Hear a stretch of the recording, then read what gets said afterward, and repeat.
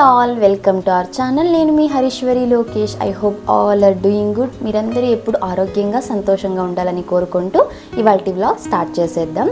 మన previous video మా kitchen కొత్త కలెక్షన్ గురించి షేర్ చేశాను కదా, చాలా మంచి రెస్పాన్స్ వచ్చింది, వ్యూస్ కూడా బాగా వస్తున్నాయి. Thank you so much.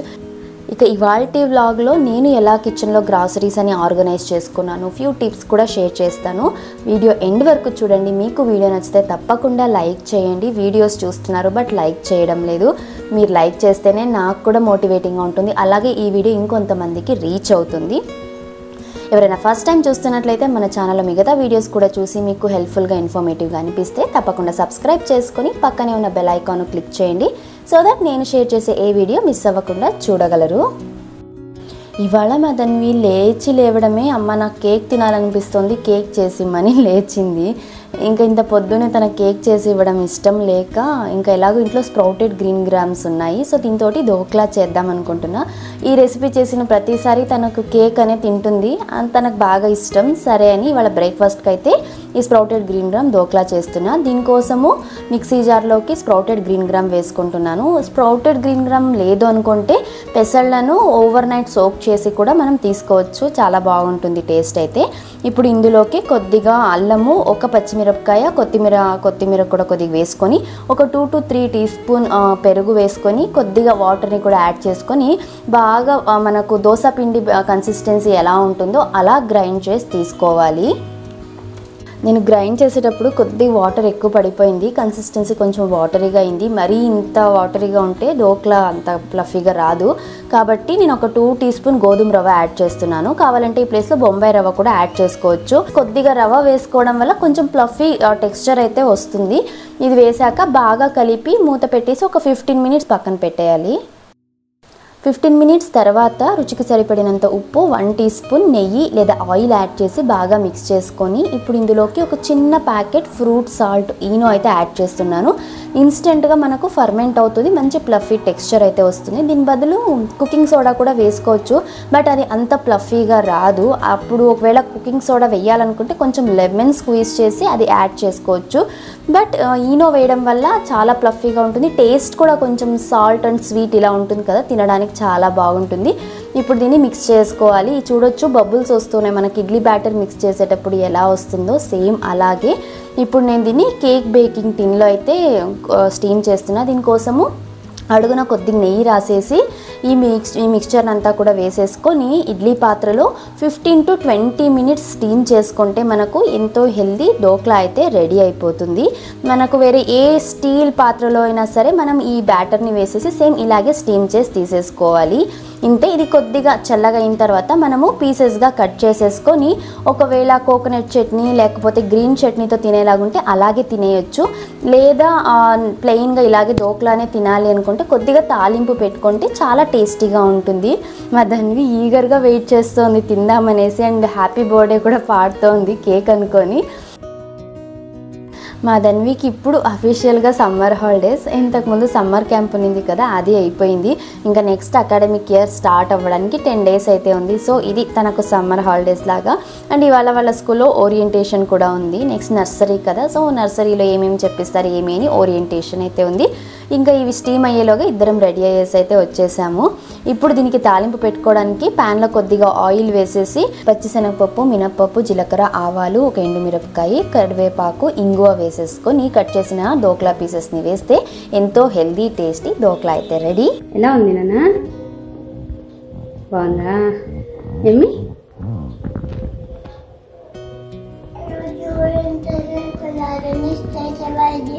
ఓరియంటేషన్కి వెళ్ళాలని చేయలేదు. నచ్చిందా? Happy mothers day. ఇది కేక్ కాదు, డోక్లా. ఇది కేక్లా ఉందా? బాగుందా టేస్ట్? హ్యాపీ ఎమ్మిగుందా? తిను త్వరగా, మరి పోదాం.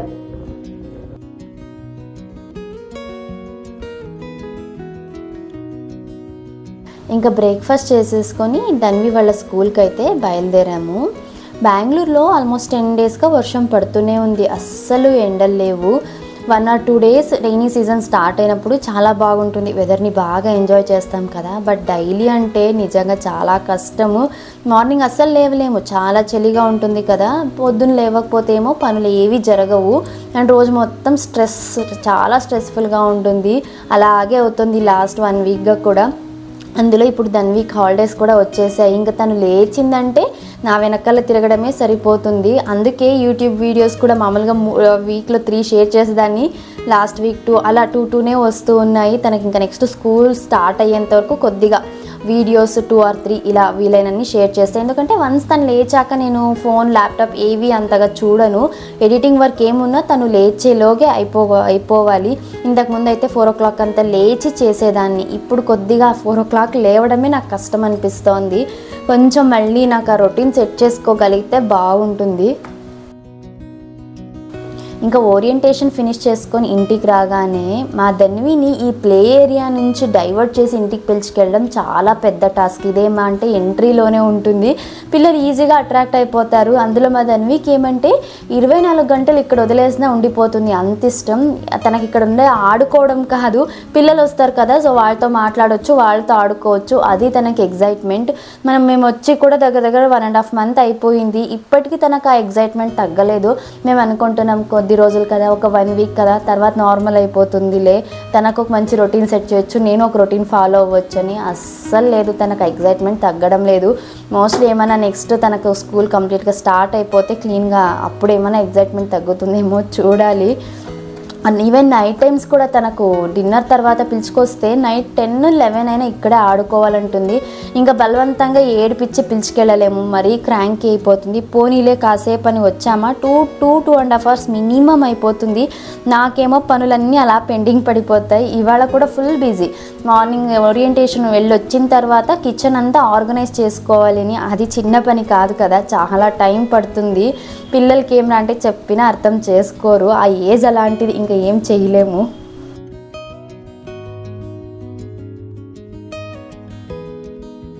ఇక ప్లే ఏరియా నుంచి వచ్చాక లంచ్ ఫినిష్ చేసేసి కాసేపు రిలాక్స్ అయిపోయి, ఆ తర్వాత నేను ఈ కొత్త ఐటమ్స్ ఏవేవి తీసుకొని ఉన్నాను కంటైనర్స్ అవన్నీ కూడా ముందు రోజే వాష్ చేసి కంప్లీట్గా తుడిచి డ్రై చేసి పెట్టేసిన. ఎందుకంటే కొంచెం తడి ఉన్నా కూడా మళ్ళీ చిన్న పురుగులు వచ్చేస్తాయి, అన్నీ పాడైపోతాయి అనేసి కంప్లీట్గా డ్రై చేసి పెట్టున్నా. అవన్నీ ఫిల్ చేసి పెట్టేశాను. వన్స్ మనం ప్రాపర్గా ఫిల్ చేసేసుకుంటే ఆర్గనైజ్ చేసుకోవడం ఈజీ అయిపోతుందని. ఈలోగా నైట్ అయిపోయింది, టైం 7:30 or 8 అవుతోంది నేను ఇవన్నీ చేసేసరికి. ఇంక ఇప్పుడైతే ఇంతకుముందు ఉన్న ఐటమ్స్ అన్నీ కూడా తీసేసి షెల్ఫ్స్ నుంచి అంతా ఒకసారి వెట్ క్లాత్ ఒకసారి డ్రై క్లాత్ ఒకసారి వైప్ చేసేసుకొని మళ్ళీ ఆర్గనైజ్ చేసుకుంటే క్లీన్గా ఉంటుంది అనేసి అంతా క్లీన్ చేసుకుంటున్నాను. మా ధన్వి ఉంటే ఎలా అంటే ఒక పని 5-10 minutesలో అయ్యే పని 1/2 hour అవుతుంది. ఎందుకంటే అన్నీ నేను చెయ్యాలి అంటుంది, అస్సలు ఒప్పుకోదు. నాకేం భయం అంటే అన్ని గ్లాస్వేర్ ఎక్కువ ఉన్నాయి కదా, తను పొరపాటున చేయి తగిలిన పడిపోతుందేమో అని.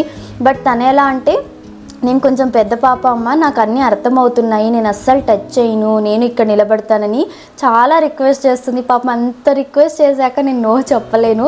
ఇలా తనని చూసుకుంటూ మెల్లగా ఆర్గనైజ్ చేసేసరికి నాకు చుక్కలు కనిపించేసాయి. ఇంకా షెల్ఫ్స్ అన్ని క్లీన్ చేసేసాక లేబులింగ్ చేయడానికి స్టిక్కర్స్ అన్నీ పేస్ట్ చేసేస్తున్నాను.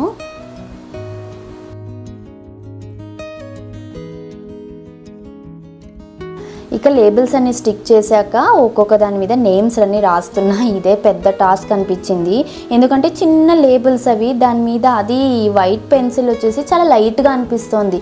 ఎంత అంటే గట్టిగా రాస్తున్నా కూడా చాలా లైట్గా అనిపిస్తోంది. అట్లీస్ట్ వైట్ మార్కర్ అయితే బాగుండు అనిపించింది. కొన్ని వచ్చేసి నేమ్స్ నేను ఇంగ్లీష్లో కొన్ని తెలుగులో కూడా రాశాను. ఎందుకంటే నేను కాక వేరే ఎవరు మా కిచెన్లో కుక్ చేసినా కన్వీనియంట్గా ఉండాలి, సో దట్ అందరికీ అర్థమయ్యేలాగా ఉండాలి అనేసి ఇంగ్లీష్ తెలుగు మిక్స్డ్గానే లేబుల్స్ అన్నిటికీ కూడా నేమ్స్ అన్ని రాసేసాను. ఇలా ఫైనల్గా అన్నీ ఫిల్ చేసేసి లేబులింగ్ చేసిన తర్వాత మా స్టీల్, గ్లాస్, సెరామిక్ కుక్వేర్ అయితే ఇలా ఉన్నాయి, అన్నీ రెడీగా పెట్టేసుకున్నాను. ఇంకా మెయిన్ టాస్క్ ఏవి ఏ ప్లేస్లో పెట్టాలి, ఇదే కదా చాలామందికి వచ్చే కన్ఫ్యూజను. సో ఇప్పుడు ఒక్కొక్కటిగా అన్నీ ఆర్గనైజ్ చేసుకుంటూ రావాలి. ఇంకా ఈ పెద్ద డబ్బాల్లో వచ్చేసి కొంచెం ఎక్కువ క్వాంటిటీస్ ఉండేలాంటివి ఇడ్లీ రైస్, అలాగే గోధుమ పిండి, బియ్యం పిండి, రాగి పిండి, ఇవన్నీ కూడా నేను ఈ పెద్ద స్టీల్ డబ్బాలో అయితే స్టోర్ చేసుకుంటాను.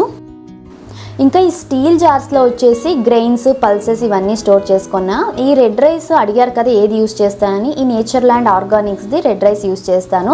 మెయిన్గా ఇడ్లీ, దోశ బ్యాటర్కి అయితే వాడుతున్న ఇప్పటి వరకు. ఇక పైన నార్మల్ వైట్ రైస్ బదులు రెడ్ రైసే వాడదామని అయితే అనుకుంటున్నాము. ఇంకా సోయా బీన్స్ కూడా నేను సోయ్ మిల్క్ కోసం, అలాగే సోయా టోఫు చేస్తాను, దానికోసం అయితే వాడుతూ ఉంటాను. ఇవి రెసిపీ షేర్ చేయలేదు కదా, అప్కమింగ్ వ్లాగ్స్లో అయితే షేర్ చేస్తాను. అలాగే ఈ సెరామిక్స్లో వచ్చేసి ఉప్పు, చింతపండు, ఎండుమిరపకాయలు అయితే స్టోర్ చేసుకుంటున్నాను. నేను 2 రకాల ఉప్పు వాడతాను, పింక్ సాల్ట్ అలాగే రాక్ సాల్ట్. కొన్ని రెసిపీస్కి రాక్ సాల్ట్ వేస్తేనే టేస్ట్ ఉంటుంది, అలాంటి వాటి కోసము. అలాగే ఈ రెడ్ అటుకులు చాలా టేస్టీగా ఉంటాయి, ప్లెయిన్ వైట్ అటుకుల కన్నా కూడా హెల్త్కి కూడా చాలా మంచిది. ఇంకా బాస్మతి రైస్, ఇవన్నీ ఈ గ్రెయిన్స్ అన్నీ సపరేట్గా అయితే స్టోర్ చేసుకున్నాను. నేను వీడియో ఎండ్లో ఒక లిస్ట్ అయితే ఇస్తాను, నేను ఎలా ఆర్గనైజ్ చేసుకున్నాను అంటే ఏ ఇంగ్రీడియంట్స్ ఏ మెటీరియల్ అంటే జార్స్లో స్టోర్ చేశాను అనేసి అయితే. సో దట్ ఎవరైనా కొత్తగా ఆర్గనైజ్ చేసుకోవాలి, ఎలాంటి మెటీరియల్స్ దేంట్లో స్టోర్ చేయాలని ఒక డౌట్ ఉంటే మీకు ఆ లిస్ట్ అనేది చాలా హెల్ప్ఫుల్ అవుతుంది. అకార్డింగ్గా మీరు కూడా స్టోర్ చేసి ఆర్గనైజ్ చేసుకోవచ్చు. ఏవైతే ఫ్లేవర్స్ ఉంటాయి, దేనిలో ఫ్లేవర్ వెళ్ళకూడదు అలాగే ఉండాలి అనుకుంటామో అవన్నీ గ్లాస్ జార్స్లోనే మనం స్టోర్ చేసుకోవాలి. అండ్ మాయిశ్చర్ కూడా వెళ్ళకూడదు అనుకుంటాం. ఇప్పుడు డ్రై ఫ్రూట్స్ ఇవి ఉన్నాయి కదా, డ్రై ఫ్రూట్స్కి మాయిశ్చర్ వెళ్ళకూడదు. అలాగే కొన్ని పొడులు ప్రిపేర్ చేసుకుంటాం, ఆ పౌడర్స్వి, స్పైసెస్ ఫ్లేవర్ వెళ్ళకూడదు, ఆ ఫ్రేగ్రెన్స్ అలాగే, ఆ స్మెల్ అలాగే, అరోమా అలాగే ఉండాలనుకుంటాం. అలాంటి వాటికి గ్లాస్ ఐటమ్స్ చాలా బాగుంటాయి. ఇంకా ఈ సెరామిక్ వచ్చేసి అస్సలు తేమ పట్టదు, అంటే కొంచెం కూడా మాయిశ్చర్ కంటెంట్ ఉండదు. అలాంటి వాటిని ఈ సెరామిక్ కంటైనర్స్లో స్టోర్ చేసుకోవాలి. అండ్ మనకు ముందు కాలం నుంచి కూడా ఉప్పు, చింతపండు ఎప్పుడు పక్కనే పెట్టుకోవాలి అంటారు. వాస్తు ప్రకారంగా కూడా మంచిది అంటారు. అలాగే మనం పురాతన కాలం నుంచి కూడా 2 కలిపి అంటే 2 పక్కన పెట్టుకోవాలని అయితే చెప్తారు. ఎందుకు ఏమిటి అని సైంటిఫిక్ రీజన్ అయితే తెలియదు, కానీ ముందు నుంచి అలా వస్తుంది. సో మనము అదే ఫాలో అయిపోదాం అంతే. ఇంకా ఈ పోపు డబ్బా కూడా ఫిల్ చేసేసాను. పసుపు ఒక్కటి ఖాళీ అయింది. నేను పసుపు కొమ్ములు తెచ్చి గ్రైండ్ చేసుకుంటాను, ఇంట్లోనే పొడి చేసుకుంటాను. సో అది చేసి ఫిల్ చేసేసేయాలి. ఇక్కడ కొన్ని ఎంటీ జార్స్ కూడా ఉన్నాయి కదా, దాంట్లో స్నాక్స్ ప్రిపేర్ చేయాలి. అలాగే బిర్యానీ మసాలా, రసం పౌడర్ ఇవి అయిపోయాయి. నెక్స్ట్ నేను ఈ వీకెండ్లో మీల్ ప్రెప్ వీడియో ఒకటి షేర్ చేస్తాను, మా వీక్లీ మీల్ చార్ట్, అలాగే మీల్ ప్రెప్స్ నేను ఆ వీక్కి ఏమేమి చేసుకుంటానో, సో దట్ అవి కూడా మీకు హెల్ప్ఫుల్ అవ్వచ్చు. ఇంకా కిచెన్లో ఈ గ్రాసరీ స్టోర్ చేసేటప్పుడు నాకు తెలిసిన నేను ఫాలో అయ్యే కొన్ని టిప్స్ అయితే షేర్ చేస్తాను. చింతపండులో మనం కొద్దిగా రాళ్ళ ఉప్పు వేయడం వల్ల చింతపండు పురుగు పట్టకుండా ఉంటుంది త్వరగా. అలాగే మనము చింతపండుని బయట పెడితే నీరంతా వచ్చేస్తుంటుంది కదా, అలా తేమ రాకోకుండా ఉంటుంది. అలాగే ఎండుమిరపకాయల్లో కొన్ని లవంగాలు వేయడం వల్ల ఎండుమిరపకాయలకు కూడా కలర్ చేంజ్ అవ్వకుండా ఉంటుంది. అలాగే మిరపకాయ ఘాటు హోల్డ్ చేసుకుంటుంది లవంగాలు వేయడం వల్ల. ఇంకా మనకు గ్రెయిన్స్లోకి ఈ బియ్యంలో పురుగులు పట్టకుండా ఉండాలి, పప్పుల్లోకి పురుగులు పట్టకుండా ఉండాలంటే మనము జింజర్ గార్లిక్ పేస్ట్ చేసేటప్పుడు జింజర్ పైన పీల్ తీసేస్తాం కదా, ఆ పీల్ని అంతా కూడా బాగా వాష్ చేసి బాగా ఎండలో ఎండబెట్టి అస్సలు తేమ లేకుండా ఉండే ఆ జింజర్ పైన పొడి ఏదైతే ఉంటుందో ఆ పొడిని మనము ఈ గ్రెయిన్స్లలో కొద్దిగా యాడ్ చేయడం వల్ల ఆ స్మెల్ పురుగులు రావు. లేదు అంటే కొన్ని లవంగాలు లేదా బిర్యానీ ఆకు కూడా మనము వేయడం వల్ల పురుగులు, చిన్న పురుగులు పట్టడం లాంటి ఇష్యూస్ అయితే ఉండవు. సో ఇవి నేను కొన్ని ఫాలో అయ్యే కొన్ని చిన్న టిప్స్ అయితే మీకు హెల్ప్ఫుల్ అవ్వచ్చు. ఇంకా కిచెన్ ఆర్గనైజేషన్ విషయానికి వచ్చినట్లయితే ఒక్కొక్కరి కిచెన్ ఒక్కొక్కలా ఉంటుంది. సో మనకు మెయిన్గా షెల్ఫ్స్ ఉంటాయి కదా, అవి ఎంత హైట్లో ఉన్నాయో చూసుకొని మనకు బాగా అందే హైట్లో ఉండే షెల్ఫ్స్లో ఎప్పుడే కానీ డైలీ యూజ్ చేసేలాంటి ఐటమ్సే పెట్టుకోవాలి. ఇప్పుడు పోపు డబ్బా, ఉప్పు, స్పైసెస్, అలాగే కందిపప్పు, పెసరపప్పు లాంటివి మనకు అందే హైట్లోనే పెట్టుకోవాలి. నేను స్టవ్కి ఇమీడియట్గా ఉండే లెఫ్ట్ సైడ్ షెల్ఫ్లో పోపు డబ్బా, కందిపప్పు, పెసరపప్పు, అలాగే మసూర్ దాల్, ఇంకొన్ని దాల్స్ డైలీ వాడేలాంటివి పెట్టుకున్నాను. దానికి ఇమీడియట్ కింద షెల్ఫ్లో వచ్చేసి నేను హెర్బల్ టీస్ చేసుకునేవి, అలాగే సీడ్ సైక్లింగ్ కోసం వాడే కొన్ని సీడ్స్, ఇవి హ్యాండీగా ఉంటే మనం వాడుతూ ఉంటాం రెగ్యులర్గా, సో దట్ కంటికి కనిపించేలాగా పెట్టుకోవాలి. సో ఇవి పెట్టుకొని నెయ్యి, అలాగే ఇంగువ, ఇవన్నీ కూడా నాకు లెఫ్ట్ హ్యాండ్కి ఈజీగా అందేలాగా అయితే ఆర్గనైజ్ చేసుకున్నాను. అండ్ ఇంకొకటి షెల్ఫ్లో మనం ఆర్గనైజ్ చేసేటప్పుడు ఒక డబ్బాకి ఇంకో డబ్బాకి మధ్య కొద్దిగా స్పేస్ ఇవ్వాలి. మనము వంట చేసేటప్పుడు హడావిడిలో తీస్తాము, అన్నీ జాయింట్గా ఉన్నాయంటే తీసేటప్పుడు ఇబ్బంది అయిపోయి కింద పడే ఛాన్సెస్ ఎక్కువగా ఉంటాయి. కాబట్టి కొద్దిగా స్పేస్ ఇస్తూ మనం ఆర్గనైజ్ చేసుకున్నట్లయితే తీసుకొని మళ్ళీ బ్యాక్ పెట్టేయడానికి కన్వీనియంట్గా ఉంటుంది. నేను మా కిచెన్లో ఎలాంటి ఆర్గనైజర్స్ అయితే వాడడం లేదు. మనకు వర్టికల్ అలాగే హారిజంటల్ ఆర్గనైజర్స్ వస్తాయి కదా, అలాంటివి మనకు స్పేస్ సేవింగ్కి చాలా హెల్ప్ఫుల్ అవుతుంది. ఎవరిదైనా చిన్న కిచెన్ ఉంది, కొంచెమే స్పేస్ ఉంది అన్నప్పుడు వర్టికల్ ఆర్గనైజర్స్ చాలా హెల్ప్ఫుల్ అవుతాయి. నేను ఎందుకు వాడడం లేదంటే మా కిచెన్ ఆల్రెడీ చాలా పెద్దగా ఉంది. ఇంకా కొన్ని కబోర్డ్స్ అంటే షెల్ఫ్స్ అయితే ఖాళీగానే ఉన్నాయి, నేను ఏమీ పెట్టలేదు, అంత పెద్దగా అయితే ఉంది కిచెన్. సో నాకు ఆ అవసరం అయితే రాలేదు కాబట్టి ఫ్రీగా నేను ఆర్గనైజ్ చేస్తూ ఉన్నాను. ఎవరైనా సరే కిచెన్లో కొత్త ఐటమ్స్ కొనాలి అనుకుంటున్నప్పుడు, ఇప్పుడు నేను ప్లాస్టిక్ ఫ్రీ చేయాలనేసి గ్లాస్, సెరామిక్, స్టీల్ అయితే కొన్నాను కదా, దీనికి ముందు నేనేం ఫాలో అయ్యాను అంటే ఫస్ట్ ఆఫ్ ఆల్ మన ఇంట్లో ఏమేమి వాడుతున్నాము, ఏమేమి ఐటమ్స్ ఉన్నాయి గ్రాసరీస్ అనేసి లిస్ట్ డౌన్ చేసి పెట్టుకున్నాను అన్నీ కూడా. ఆ తర్వాత కేటగిరీస్ సపరేట్ చేసుకోవాలి. అంటే స్టీల్లో ఏ ఐటమ్ స్టోర్ చేయాలి, గ్లాస్లో ఏవి, తర్వాత సెరామిక్లో ఏవి అనేసి, అండ్ ఆల్రెడీ మన దగ్గర ఏమేమి ఉన్నాయి ఐటమ్స్ అనేసి అవి కూడా సపరేట్గా లిస్ట్ డౌన్ చేసుకొని ఫైనల్గా మనకు ఒక లిస్ట్ అయితే వస్తుంది, ఎన్ని కంటైనర్స్ అవసరం అవుతాయి అనేసి. అకార్డింగ్గా అలాగే మనము ఎంత క్వాంటిటీ స్టోర్ చేస్తాము, 1 kgయా, 1/2 kgయా, 300 grams-ఆ, 200 grams-ఆ, ఇలాగా క్వాంటిటీస్ కూడా మనం మెన్షన్ చేసుకొని అకార్డింగ్గా మనము పర్చేస్ చేయడమో లేకపోతే ఆన్లైన్లో ఆర్డర్ చేయడం లాంటివి చేసినట్లయితే మనకు మనీ వేస్ట్ అనేది ఉండదు. ఇప్పుడు ర్యాండమ్గా ఇప్పుడు ఏదో కిచెన్ నేను మాడిఫై చేస్తున్నాను, ఆర్గనైజ్ చేసేస్తున్నా, కిచెన్ మేక్ ఓవర్ అని చెప్పేసి ర్యాండమ్గా కొనేసామంటే కొన్ని మిగిలిపోవచ్చు, కొన్ని షార్టేజ్ కూడా రావచ్చు, కొన్ని అప్రాప్రియేట్గా సరిపోకపోవచ్చు. అలాంటి ఇష్యూస్ మనం ఫేస్ చేయకూడదంటే ప్రాపర్గా అన్నీ నోట్ డౌన్ చేసుకొని లిస్ట్ రాసి పెట్టుకొని తర్వాత తెచ్చుకున్నట్లయితే మనీ సేవ్ అవుతుంది, మనకు ప్రాపర్గా ఆర్గనైజ్ చేయగలుగుతాము. ఇలా లిస్ట్ డౌన్ చేయడం వల్ల ఏ ఐటమ్స్ దేంట్లో వేయాలని మన మైండ్లో ఆల్రెడీ ఉంటుంది కాబట్టి పని కూడా త్వరగా అయిపోతుంది. సో దట్ టైం సేవ్ అవుతుంది. ఇన్ని బెనిఫిట్స్ అయితే ఉన్నాయి. ఇలా మనం ప్లాన్ చేసుకొని ఆర్గనైజ్ చేసుకోవడం వల్ల నేనైతే ఇలా ఆలోచిస్తాను, ఇలాగే ప్లాన్ చేస్తాను. సో దట్ మీకు కూడా ఎవరైనా కొత్తగా చేయాలి, కొత్తగా పెళ్ళైన వాళ్ళు లేకపోతే కిచెన్ని మేక్ ఓవర్ చేయాలనుకునే వాళ్ళు ఇలా ప్లాన్ చేయండి, చాలా హెల్ప్ఫుల్ అయితే అవుతుంది.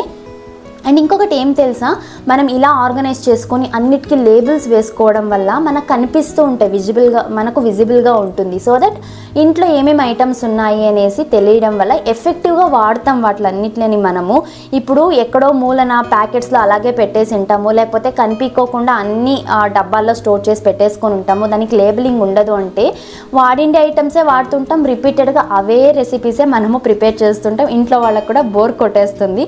అలా అవ్వకూడదు అంటే ఇలా ప్లాన్ చేసుకున్నట్లయితే మనకు కనిపిస్తూ ఉంటాయి. సో మీల్ ప్లాన్ చేసేటప్పుడు జస్ట్ వన్స్ ఈ కబోర్డ్స్ ఓపెన్ చేసామా, ఏమేమి ఐటమ్స్ ఉన్నాయో చూసామా, దానికి అకార్డింగ్గా మీల్ ప్లాన్ చేసుకుంటూ పోవచ్చు. సో దట్ అది ఒక రకంగా ఈజీ అవుతుంది.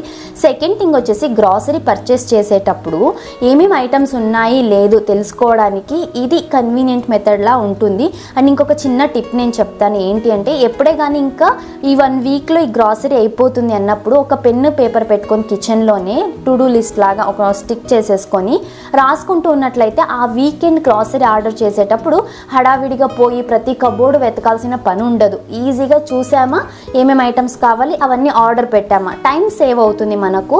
అండ్ ఎఫిషియెంట్గా అన్ని గ్రాసరీస్ని మనం వాడగలుగుతాము. ఇప్పుడు మనకు మన కిచెన్లో ఎన్నో హెల్త్ బెనిఫిట్ అండ్ ఎన్నో హెల్తీ గ్రెయిన్స్ ఉంటాయి, అవన్నీ ఎఫెక్టివ్గా మనం ఎక్కడో మూలలో పెట్టేసినట్లయితే ఇలా ప్రాపర్గా ఆర్గనైజ్ చేసుకొని ఎప్పటికప్పుడు చూస్తూ ఉన్నట్లయితే అవన్నీ కూడా మనం వాడతాం. సో దట్ మన హెల్త్ కూడా మంచి చేసిన వాళ్ళం అవుతాము. ఇలా ఈ గ్లాస్ కంటైనర్స్ అన్నీ కూడా నేను కింద ర్యాక్లో పెట్టేసుకున్నాను. సో దట్ పైనుంచి తీసి పెట్టేటప్పుడు పడిపోతుంది అనే ప్రాబ్లం ఉండదు. ఇలా నాకు స్టవ్కి పక్కనే పెట్టేసుకున్నా. సో దట్ హ్యాండీగా ఉంటుంది అండ్ స్పేస్ ఇచ్చా ఒకదానికి మధ్య తీసుకొనే కూడా చాలా కన్వీనియంట్గా ఉంటుంది.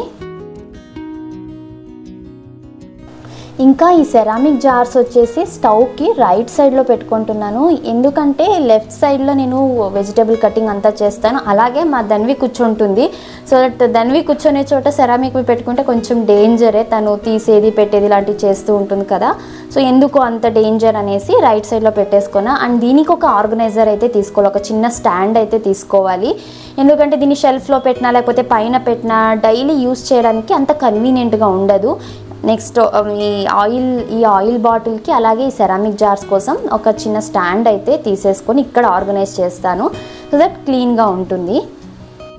ఇది నేను ఫాలో అయిన లిస్ట్. మా ఇంట్లో ఉన్న గ్రాసరీకి అకార్డింగ్గా నేను ఒక లిస్ట్ అయితే ప్రిపేర్ చేసుకొని ఏ కంటైనర్స్లో ఏ మెటీరియల్ సూట్ అవుతాయి అనేసి అయితే ఇలా నేను కంటైనర్స్ అయితే తెప్పించుకున్నాను. దీన్ని మీరు జస్ట్ ఒక ఎగ్జాంపుల్గా ఫాలో అవుతూ మీరు కూడా మీ కిచెన్ని ఆర్గనైజ్ చేసుకోవచ్చు.